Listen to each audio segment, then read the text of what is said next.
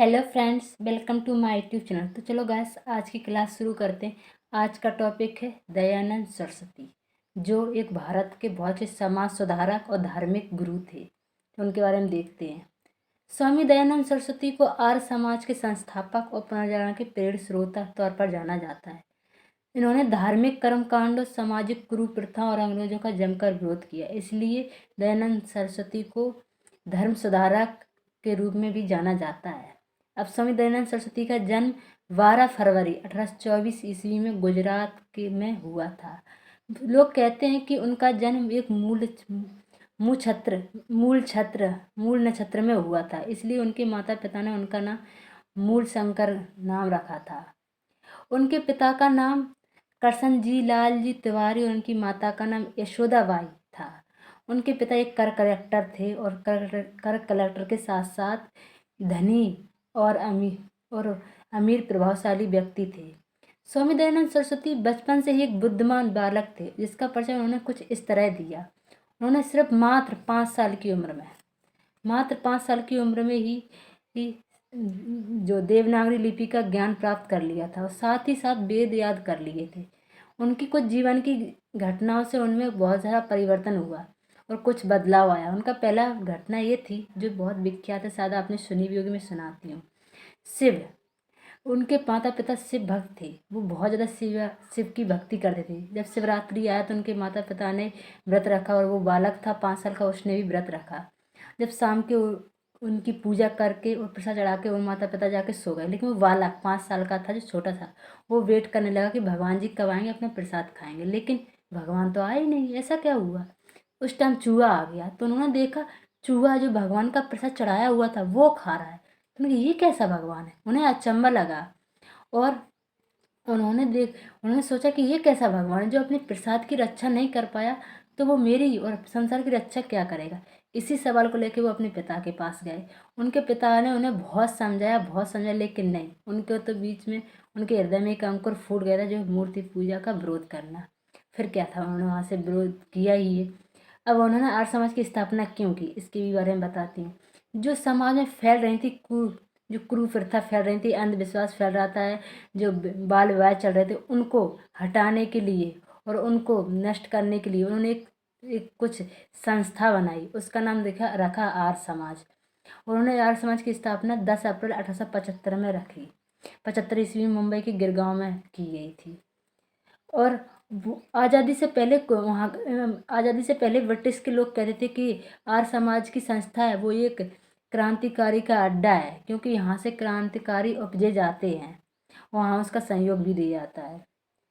और देश के सांस्कृतिक और राष्ट्रीय नवजागरण में आर्य समाज का बहुत बड़ा योगदान रहा।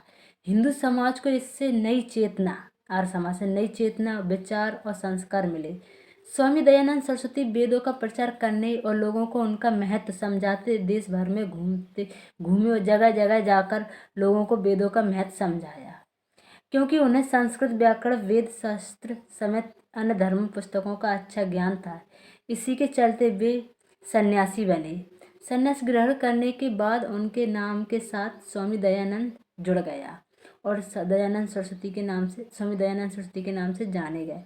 स्वामी दयानंद सरस्वती को जब पता लगा कि धर्म परिवर्तन के मामले बढ़ते जा रहे हैं, तब उन्होंने धर्म परिवर्तन कर चुके लोगों को फिर से हिंदू बनने की प्रेरणा दी। 1886 में लाहौर में स्वामी दयानंद के अनुयायी लाल हंसराय ने दयानंद सरस्वती के नाम से एक कॉलेज की स्थापना की। स्वामी दयानंद सरस्वती जो सिर्फ हिंदू को ही प्रेरणादायक नहीं करते थे, बल्कि इस्लाम में फैली कुरीतियाँ उनको भी विरोध करते थे। उनका एक बहुत बड़ा ग्रंथ है जिसे हम सात्यार्थ कहते हैं, उसमें प्रकाश उन्होंने उसमें ये पूरी बुराइयों को बहुत अच्छे से प्रकट किया है। वो एक सच्चे देशभक्त भी थे। स्वामी दयानंद समाज सुधारक के साथ साथ सच्चे राष्ट्रभक्त भी थे। उन्होंने ही स्वराज का नारा दिया, जिसे बाद में लोकमान्य तिलक ने आगे बढ़ाया।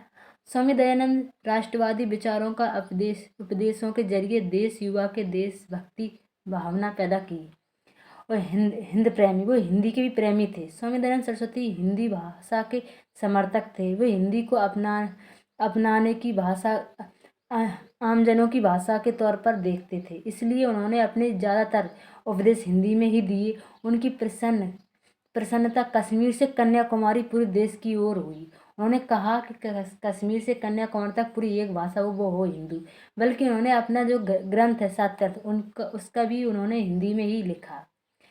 समाज जो रूढ़िवादी होती, जो अंधविश्वास होते हैं, जो अहम, वो इनका बहुत ज़्यादा विरोध करते थे। सबसे पहले बाल विवाह का विरोध करते थे, और जो लड़कियों को पढ़ाया जाता उनका विरोध करते थे। इस तरीके स्वामी दयानंद सरस्वती पहले व्यक्ति थे जिन्होंने औरतों की अच्छाई के बारे में सोचा था।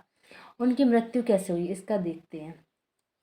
सुनते हैं कि जोधपुर के शासक जो केशव जसवंत थे, उनके यहाँ एक नृत्यांगनी रहती थी जो नन्ही भक्तन।